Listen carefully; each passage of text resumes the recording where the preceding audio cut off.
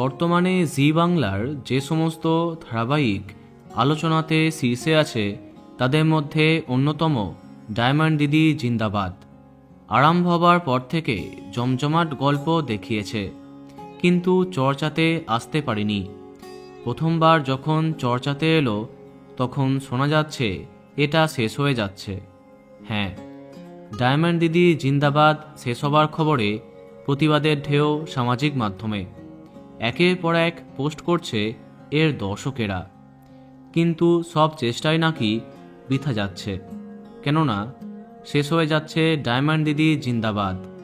যদিও ধারাবাহিকের নায়ক অয়ন জানিয়েছেন তিনি এখনও কোনো কনফার্মেশন পাননি, কিন্তু টেলিপাড়াতে চর্চা অনুযায়ী এই মাসের শেষ করে বিদায় নিচ্ছে হিদান এবং ডায়মন্ড।